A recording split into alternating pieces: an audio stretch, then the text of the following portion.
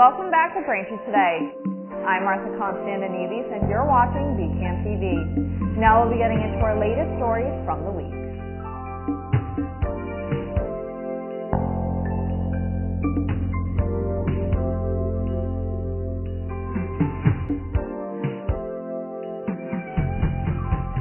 Welcome back to Braintree Today. I'm Martha Konstandinidis and you're watching BCAM TV. Now we'll be getting into our latest stories from the week. On Wednesday, Israel had been hit with airstrikes from the north. The airstrikes were thought to have been sent by Hezbollah, an Iranian-backed organization that allies with Hamas. Israel responded swiftly by bombing Hezbollah military compounds and other infrastructure. Lebanese state media reported that as of Thursday, February 15th, 2 Israeli airstrikes have killed 10 civilians. According to Israel's defense forces, the airstrikes on Thursday night killed a senior Hezbollah commander and deputy in South Lebanon. The Lebanese militant group has vowed to retaliate for the airstrikes. Israel wants the Lebanese government to take responsibility for the actions of Hezbollah, but Lebanon's government is in a state of crisis and can't control the militant group, which also acts as a political party. On Tuesday, the House of Representatives voted to impeach Homeland Security Secretary Alejandro Mayorkas, reversing their failed vote from a week ago. The House voted 214 to 213 to pass 2 articles of impeachment against President Biden's chief border enforcement officer on charges of willful and systemic refusal to comply with federal immigration law and lying to Congress about the border being secure. Mayorkas is only the second cabinet official to ever be impeached, the first being Secretary of War William Belknap in 1876 under President Ulysses S. Grant. The impeachment now moves to the U.S. Senate for the penalty phase. It is widely thought, however, that the Democrat-controlled Senate will choose instead to acquit Mayorkas. However, there are Republicans in the Senate who vow to make a case for his removal nonetheless. After the shooting at the Super Bowl champion Kansas City Chiefs parade on Wednesday, footage showed crowds of terrified fans fleeing the area. Instead of running away, however, one brave Chiefs fan saw the gunman and tackled him to the ground as others continued to flee. The suspected gunman wiggled free, but was immediately tackled by a second Chiefs fan who wrestled with the man on the ground in an attempt to hold him. The first fan then jumped back into the fight, followed by 2 other bystanders who all worked together to hold the suspect until police arrived seconds later. 1 person was killed and 22 others were wounded by gunfire, including 9 children. 3 people were taken into custody according to police. Police told the New York Post that the shooting was not terror-related. A suspect was taken into custody after barricading himself in a home for more than 12 hours following the shooting of 3 Washington, D.C. police officers. On Wednesday, according to the Metropolitan Police Department, 46-year-old Julius James of Southeast D.C. was arrested and charged with cruelty to animals. Additional charges for shots fired at police are still pending, according to the MPD.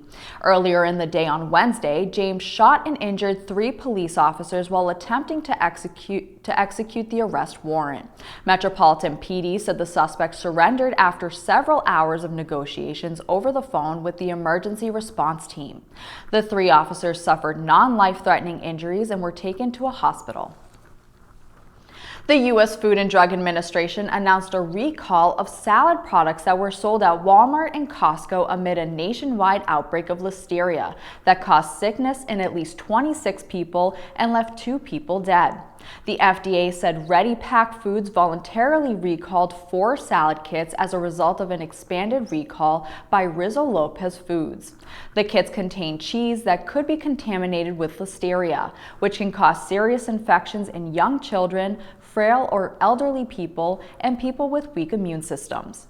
Ready Pack found the 10.3-ounce market-size Southwest Chop Kits, the 8-ounce market-size Bacon Ranch Crunch Kits, the 10.5 Ready Pack Bistro Fresh Mex Chopped Kit, and the 24-ounce Ready Pack Bistro Queso Crunch Salad Kits were impacted.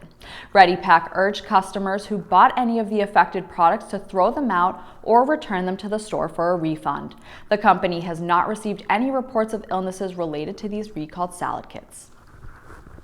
Thanks for watching Braintree Today. We'll be right back with more after the break.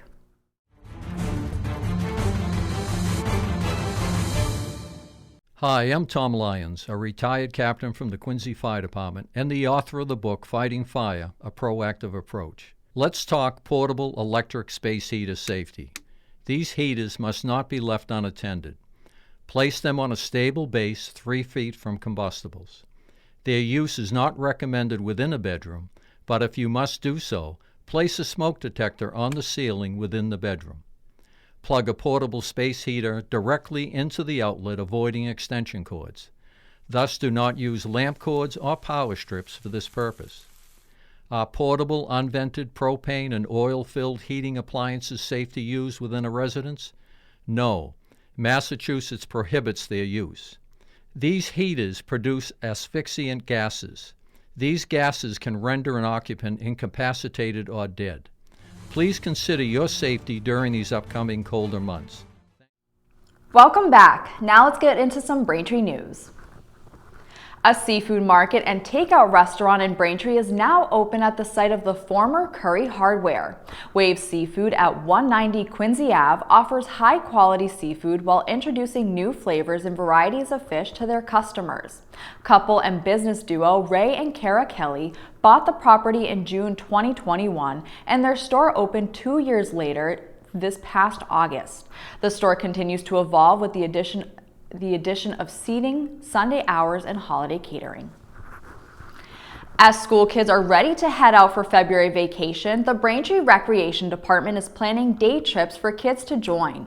First, on February 20th, the Recreation Department is taking a trip to Bellingham Vital Climbing.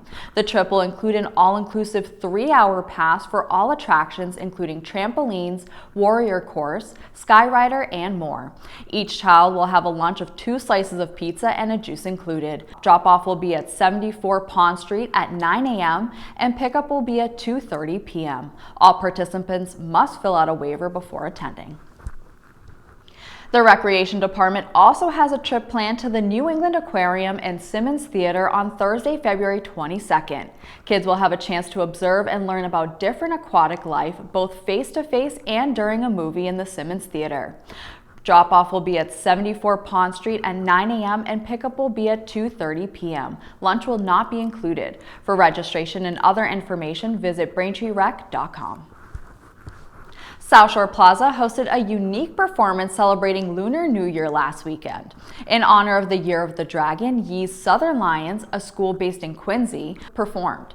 The musical performance and traditional lion dance took place right outside of the mall's anchor store, Macy's, in the main mall.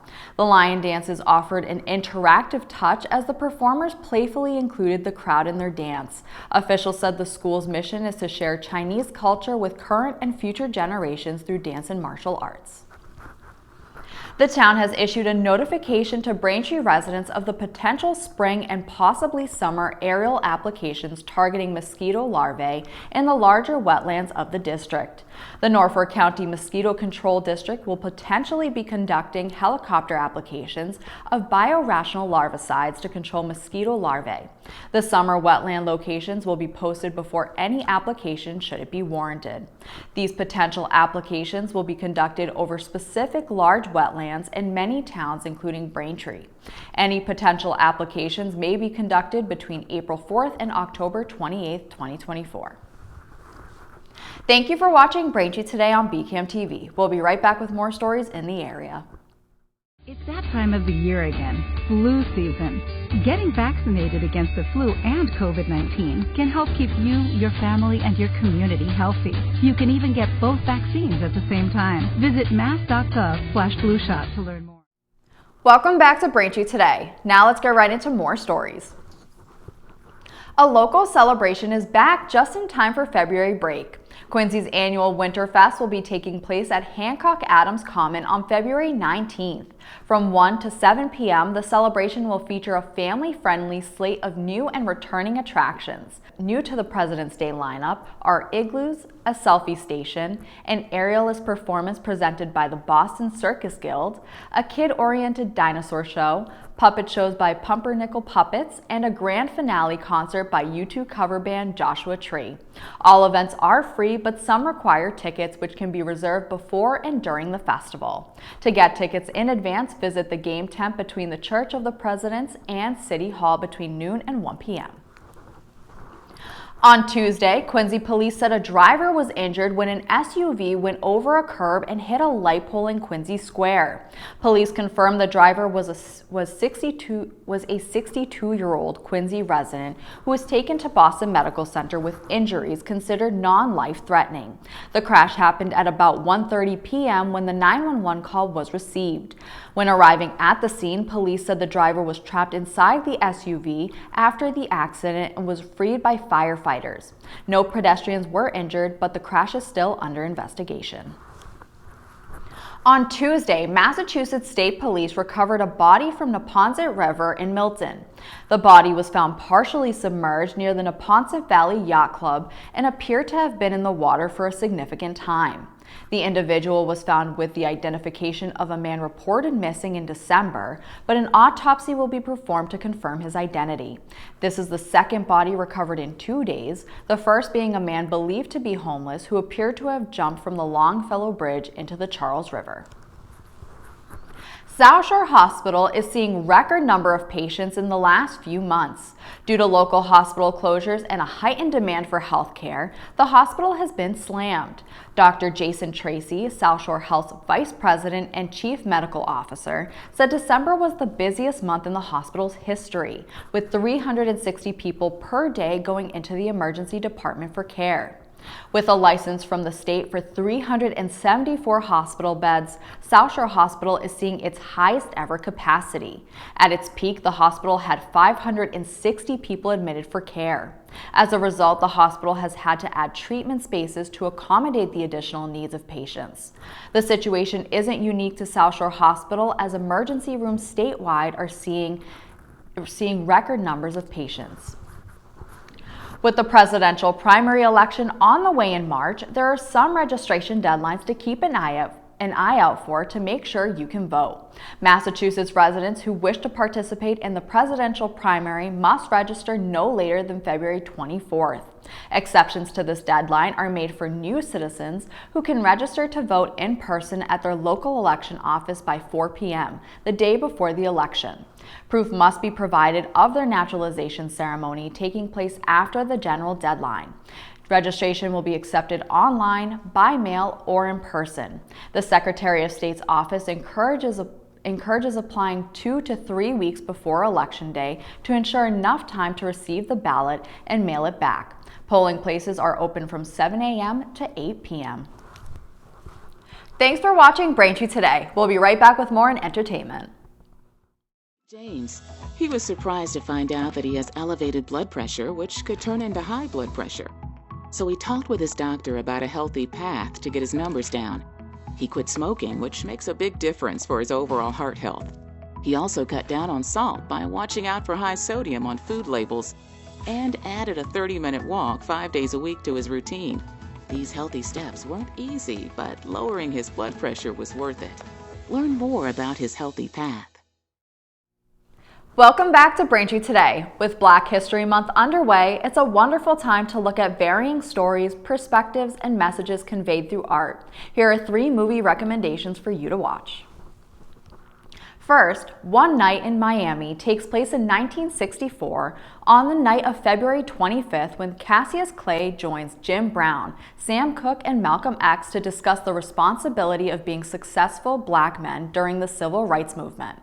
The film stars Kingsley Ben-Adir and Leslie Odom Jr. You can watch One Night in Miami now on Amazon Prime. Next, The Butler follows Cecil Gaines, a young man who, after leaving the South, gets the opportunity of a lifetime when he is hired as a butler at the White House. Over the course of 3 decades, Cecil has a front row seat to history and the inner workings of the Oval Office. However, his commitment to his first family leads to tension at home, alienating his wife and causing conflict with his anti-establishment son. The film stars Forest Whitaker and Oprah Winfrey. You can watch The Butler now on Amazon Prime. Finally, Remember the Titans takes place in 1971 Virginia, where high school football was everything to the people of Alexandria. But when the local school board was forced to integrate an all-black school with an all-white school, the foundation of football's great tradition was put to the test.